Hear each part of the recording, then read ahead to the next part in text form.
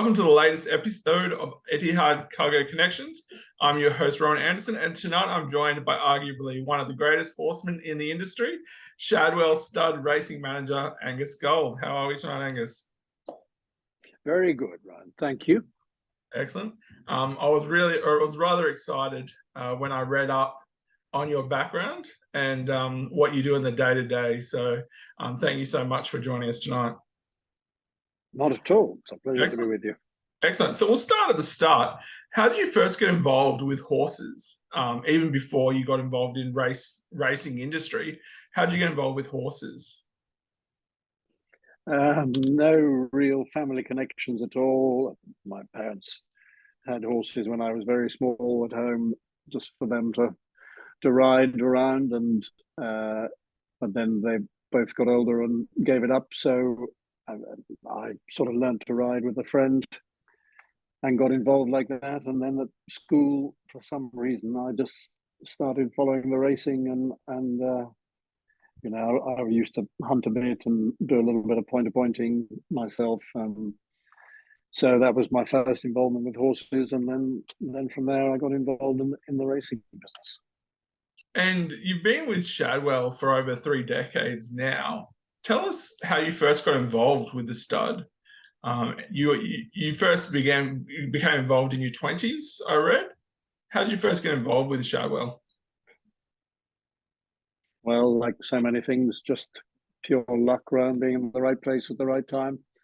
I was working at what was known as the BBA, the British Bloodstock Agency, and at the same time, the Maktoum family were sort of in the embryonic stages of their development, and Sheikh Mohammed already had quite an operation going. Sheikh Hamdan had a fair number of horses in training, but they didn't actually have anybody just to look after them. He had a stud manager in England and a stud manager in Ireland, and they were just in the process of getting a stud manager in America as well, but nobody actually just to concentrate on looking after the horses and training. So they were tasked with the idea of finding somebody, and luckily somebody put my name forward, and I was interviewed. And from the start, you've been with Shadwell buying horses for His Highness before his passing. What did it mean in the initial stages to be connected with such a powerhouse? Well, to start with, it was pretty overwhelming, really. Obviously, as I say, it wasn't renowned for being, in your words, a powerhouse at that stage, because it was still early days, but they were already a big operation, and with a lot of investment. So it was certainly overwhelming. I felt far from qualified to be doing the job at that early stage, but Sheikh Hamdan was a charming man, and very understanding and very patient, and we sort of, we built up a relationship and got going from there. And obviously, everyone always says the same, but it's true. You never stop learning with horses. So I certainly would never claim to know everything, but you pick up bits as you go. And I was lucky enough that he was patient enough to put up with me for all those years.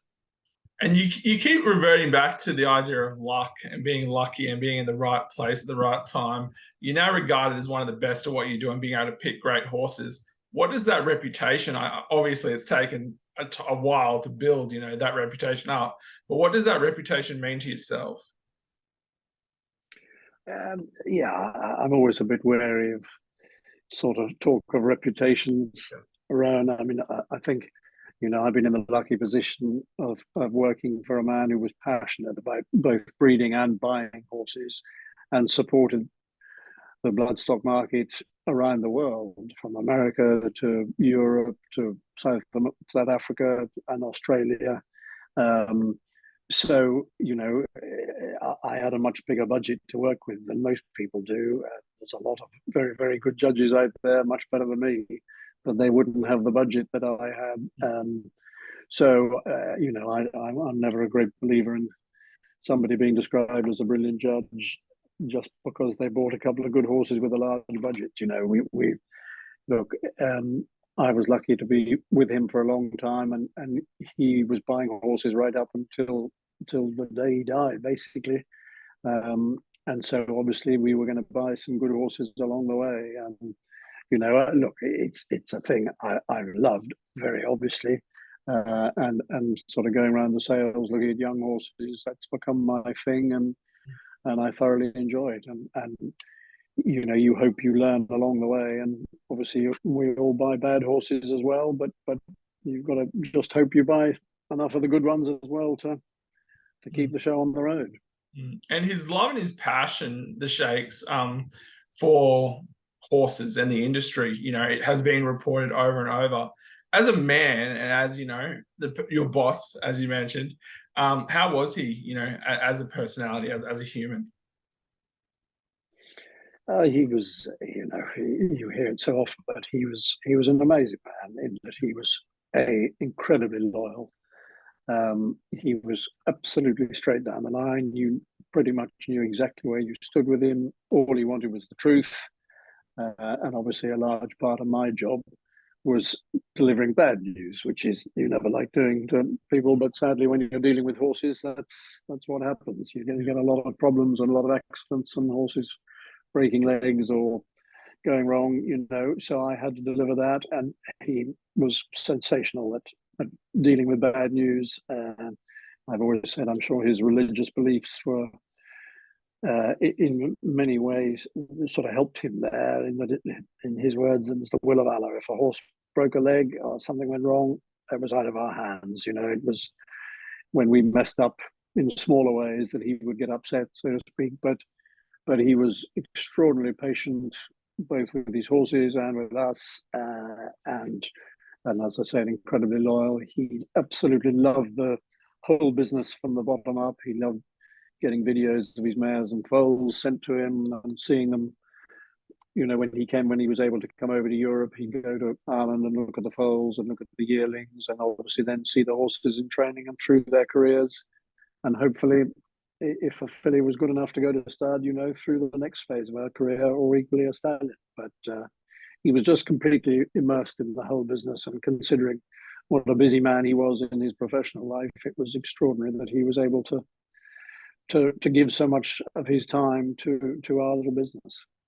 And you mentioned, you're in the position to buy younger types and, go out and source that potential. What is the new buying strategy at Shadwell? What sort of horses are you looking at? Does it all come down to the bloodline, or is it more stallion material or racing material in terms of what's the new direction for Shadwell? Well, as you know, and everybody know, a lot of people know, we had a major downsizing, obviously, after Sheikh Hamdan sadly died, and his family, understandably, didn't want to take on an operation the size that it was and costing as much as it was. So we've sold a lot of every category of horse, from racehorses to breeding stock, the broodmares, the yearlings, the foals.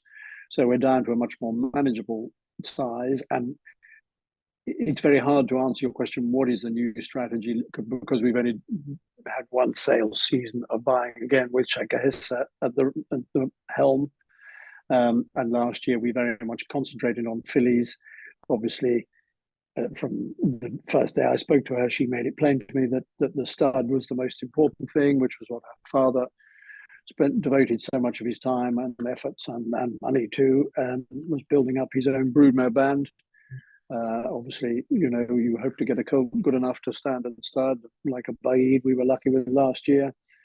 But so we concentrated on buying fillies last year. We bought one colt in terms of yearlings, but otherwise all fillies. And the plan is just to try and upgrade the quality of the broodmare band as we go. And we haven't discussed actual numbers, but I'm sure they want to keep it. The family want to keep it at a manageable level. We're down to very roughly just over 50 broodmares now in Europe, whereas we were 130 or so. So I'm sure it'll be more, concentrating on the stud for the next few years anyway, and see what size Sheikh Ahissa and her family would like it to be. And you mentioned the downsizing. I speak with a lot of trainers in my work, and they say that when they do see a Shadwell up for sale or on the market, it's a case of jumping on it because a good Shadwell will not last on the market for long. So I'm guessing what I'm saying is that comes back to what you do at sales in terms of purchasing a good one, that can possibly go onto another trainer who can get the best out of it. Yeah, yeah. I mean, exactly. We sell plenty of horses, and plenty of horses that go on and do very well for other people, which is part of it. Well, obviously, we're not known for squeezing the lemon dry. We like to sort of get the best out of the horses, Yeah. but there's a time to sell some, and obviously the family, it'll be up to them. We still have to supply Dubai with racehorses and try and keep enough good ones in Europe to keep them at the forefront of the racing business here. So it's a balancing act, but hopefully we'll always be selling some good stock as well. And as you just mentioned, having to send, horses to Dubai, Shadwell is a UAE brand through and through, although it has that, massive global footprint. With the rise of the profiles of racing and races in the Middle East and the UAE specifically, what's the direction for Shadwell in terms of, as you just said, sourcing horses to Dubai over the next few years? I don't see that it'll necessarily change. We've always, well, I'd say always for the last probably 15 years now, since racing in Dubai really took off, we've always tried to send out anything up to sort of 10 horses a year that we think could be competitive over there. Again, as I say, it is a fine balance because we have to keep enough good horses in Europe, obviously, to be challenging of the older horses, to be challenging for the top races here. But at the same time, getting some good racing stock for Dubai and the racing season in the Gulf. So, we'd probably send over less now. We used to send over 10, maybe 12 horses a year. But the first thing is, obviously, you've got to send a sound horse over. There's no point sending a horse that's had a lot of problems. So, at the end of their racing career in Europe, we obviously get them vetted, make sure there's no underlying problems that we've missed, and then try and send over enough that are going to be competitive for Shagasa and her family in the Gulf. And I'm sure, that'll stay the same, certainly for the immediate future, unless we build up more numbers here and we're able to send more horses. But it's always in the back of our mind to get some good stock to go out to the Gulf. Yeah, and we'll look at the current crop. Shadwell horses have really come into their own over the past 2 years. Who are your top performing horses currently, and which horses would you say are yet to really blossom in terms of their potential? Excuse me. That's right. Well, I suppose now, we lost the superstar last year by he'd obviously gone off to stud, but we've still got his full brother Hukum, who is, I believe, a 6-year-old now. I saw him yesterday down in Lambourne. He looks in good shape. Obviously, it's only February, and he won't be. He had an injury, as everyone knows, after he won the Coronation Cup at Epsom last year. So he's been brought back slowly, and he'll probably be looking to race from sort of midsummer onwards, aiming at Royal Ascot and see from there.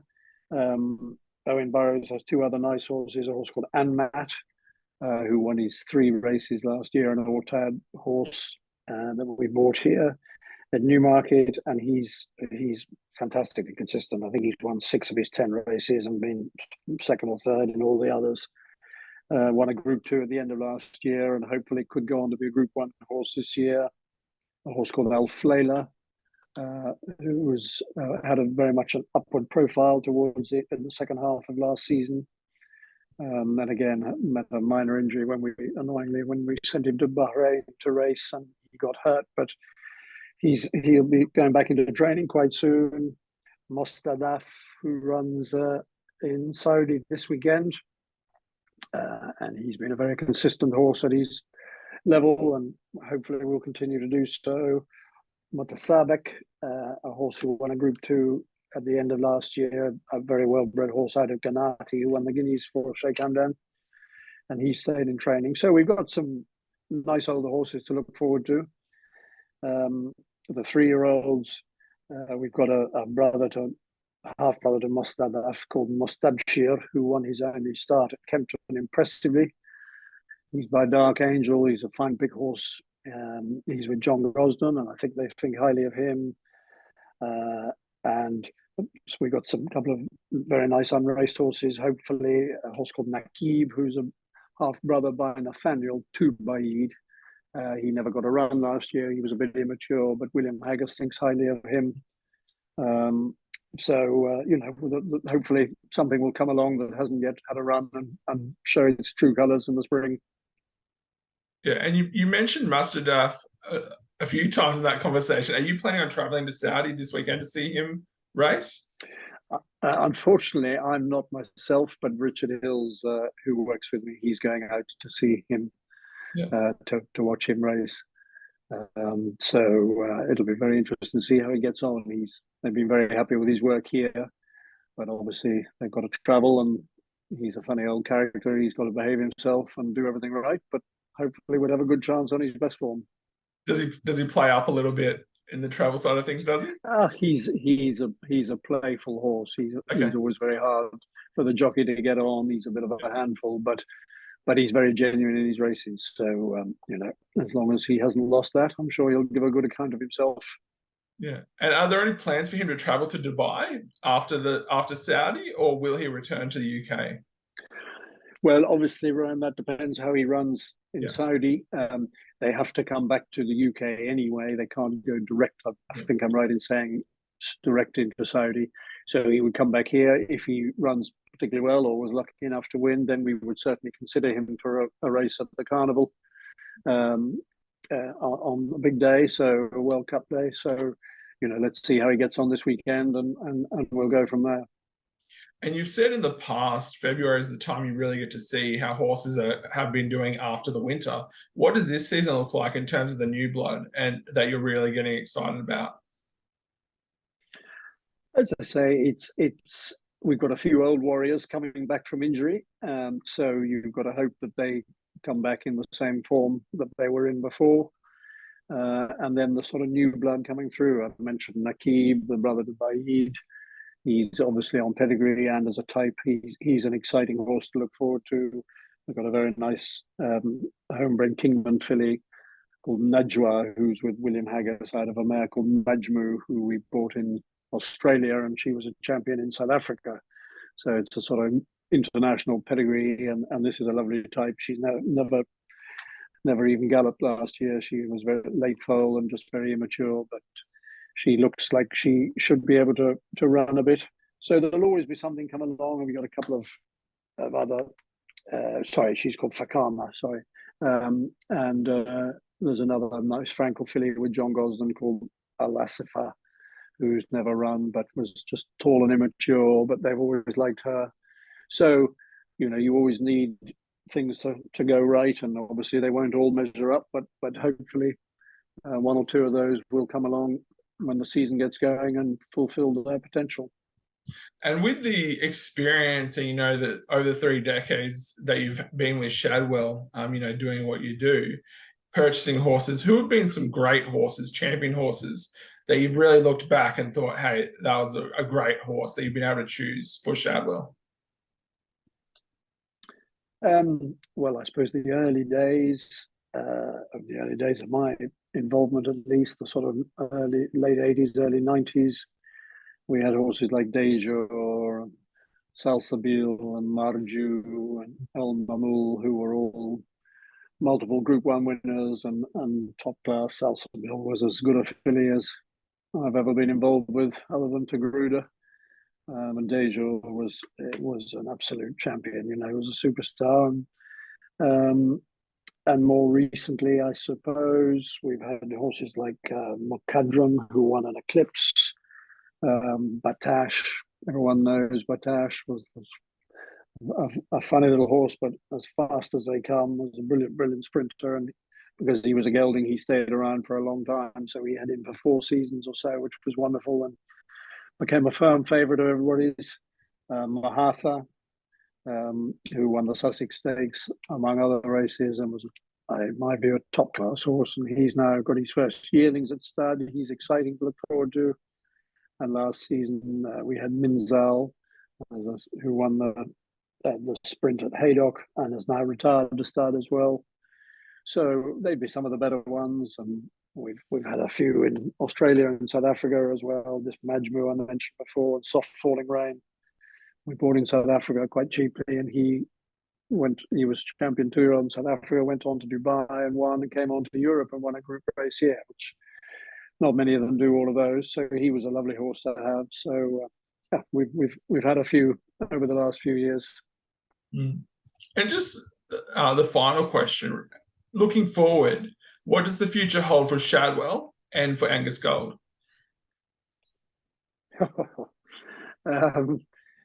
Well, look, for Shadwell, as I say, we're all still learning.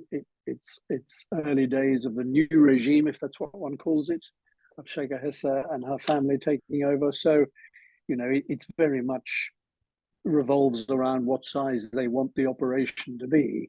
At the moment, we'd be going into this season, we'll be just over 100 horses in training, which is a good size, obviously, and as I say, 55 odd broodmares in Europe, and I think about 25 or 6 in America.